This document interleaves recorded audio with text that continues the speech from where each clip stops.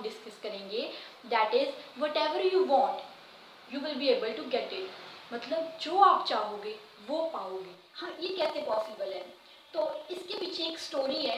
एक बार एक मॉन्क, एक साधु क्या होता है, नदी के किनारे बैठा रहता है और दिन भर चिल्लाता रहता है, जो चाहोगे वो पाओगे, you will be able to get whatever you want in your life. And जो उस रास्ते से लोग गुजरते थे वो उसे क्रेजी पर्सन समझते थे और इवन उसका मजाक उड़ाया करते थे।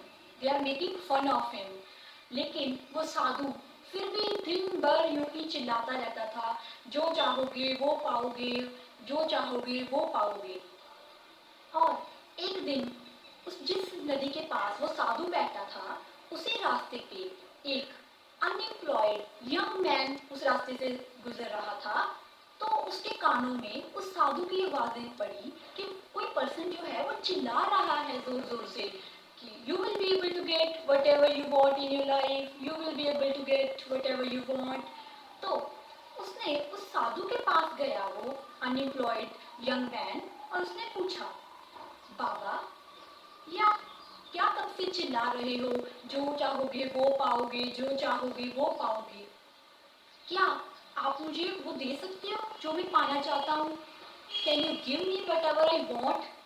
तो साधु ने कहा, एब्सोल्युटली, पक्का मैं वो तुम्हें दे सकता हूँ, लेकिन पहले मुझे तुम ये बताओ कि तुम्हें अपनी लाइफ में चाहिए क्या, क्या तुम चाहते हो अपनी लाइफ में? सो उस यंग मैन ने बोला, बाबा मैं एक डायमंड मर्चेंट बनना चाहता हूँ, एक सक्सेसफुल डायमंड मर्चेंट, हीरो का व्यापारी बनना चाहता हूँ। तो वो साधु बोला, मैं तुम्हें एक डायमंड और एक जेम दूंगा जिसका यूज करके तुम बहुत सारे डायमंड्स और जेम्स जो होंगे उसे बना सकते हो। तो ये बात सुनकर उस यंग मैन की आंखों में एक चमक आ गई। उसने सोचा, ये कैसे पॉसिबल है? तो उस साधु ने कहा, पहले तुम अपने दोनों हथेलियों को मेरे सामने रखो। तो उस यंग मैन ने वैसा ही किया जैसा उस साधु ने कहा था। उसने अपने दोनों हाथ उस साधु के आगे रख लिए इस तरह से। तो उस साधु ने उसके एक हाथ हथेली पर अपना हाथ रखते हुए कहा, बेटा ये जो मैं तुम्हें दे रहा हूँ ये है the most precious diamond that is called time. अगर तुमने इसकी वैल्यू कर ली तो तुम्हारी वैल्यू अपने आप बढ़ जाएगी। तो ये प्रीशियस डायमंड है टाइम, जिसका यूज करके तुम बहुत से डायमंड्स जो होंगे उन्हें क्रिएट कर सकते हो। इसे कभी भी अपने हाथ से मत जाने देना, पकड़ के रखना इसे। एंड तो अब जो दूसरे हाथ पे जब साधु ने हाथ रखा तो उसने कहा, ये है द मोस्ट प्रीशियस जेम, एक बहुत ही प्रीशियस स्टोन है, जो जेम है मैं तुम्हें दे रहा हूँ, इसे कहते हैं पेशेंस, धैर्य। जब तुम बहुत मेहनत करोगे लेकिन फिर भी तुम्हें वो रिजल्ट्स नहीं मिलेंगे जो तुम चाहते हो और तुम फेल होगे, बार बार होगे, तो ये जो प्रीशियस जेम है ये तुम्हारे काम आएगा उस टाइम पे। तो इस प्रीशियस जेम का जब तुम यूज करोगे तो इसकी वजह से कोई भी तुम्हें हरा नहीं सकता और तुम कभी भी फेल नहीं हो सकते। दोनों बातें उस यंग मैन ने अच्छी तरह से समझ ली। तो अब उसके पास दो गुरु मंत्र थे, एक time and then second is patience. तो इन दोनों गुरु मंत्र को लेकर वो अपनी जर्नी स्टार्ट करने लगा।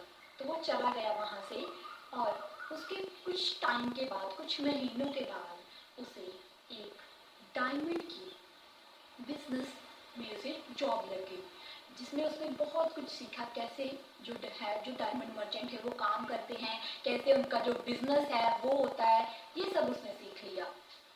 And after a few years वो क्या बन गया, एक successful diamond merchant with his hard work and dedication.